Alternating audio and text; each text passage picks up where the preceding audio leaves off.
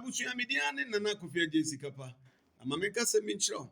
Ene ayasabia dɔso mienhu ayasabia papa ebebo wo sanso ena mpani ka se betekere adɔso mienhu betekere papa anakremu papa.